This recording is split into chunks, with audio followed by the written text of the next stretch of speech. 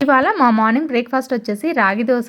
ఎందుకో తెలీదు కానీ ఈ మధ్య నార్మల్ దోస కంటే కూడా ఇలా రాగి దోస, జొన్న దోస, సొద్ద దోస ఇవే బాగా నచ్చుతున్నాయి. ఇంకా చాలా సింపుల్‌గా కూడా ప్రిపేర్ చేసుకోవచ్చు. ముందే ఎలాంటి ప్లాన్స్ లేకపోయినా సరే ఇది అప్పటికప్పుడు ఈజీగా చేసేసుకోవచ్చు ఇలాంటి దోసలైతే మాత్రం. ఇక మొత్తానికైతే 10థ్ క్లాస్ వరకు అలా హాస్టల్‌లో చాలా గొడవలు, చాలా మెమోరీస్‌తో అలా గడిచిపోయింది.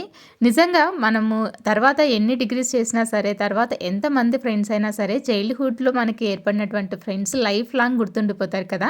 అవునా కదా! కామెంట్ చేయండి. నాకు అలాంటి ఫ్రెండ్స్ అయితే ఉన్నారు. నిజంగా అస్సలు మర్చిపోలేను వాళ్ళని. అయితే 10థ్ క్లాస్ ఫైనల్ ఎగ్జామ్స్‌లో కూడా నేను ఎక్స్‌పెక్ట్ చేసినన్ని మార్క్స్ ఏవి రాలేదు. 545 వచ్చాయి. నాకు బాగా మార్క్స్ తగ్గిందైతే మాత్రం ఇంగ్లీష్ ఎగ్జామ్‌లోనే. అందుకే నాకు ఇంగ్లీష్ అంటే అంతగా నచ్చదు ఇప్పటికి కూడా. ఇక ఎలాగో అదొక సబ్జెక్టు దాన్ని చదివేయాలి. అది పాస్ అయితేనే ఇంక అన్నీ పాస్ అయినట్టు అన్నట్టు దాన్ని చదివాను. అయితే అప్పటి వరకు తోపు తురుము అనుకున్న నేను ఇంటర్మీడియేట్‌లో తెలిసింది నా అసలు బండారం ఏంటి అన్నది.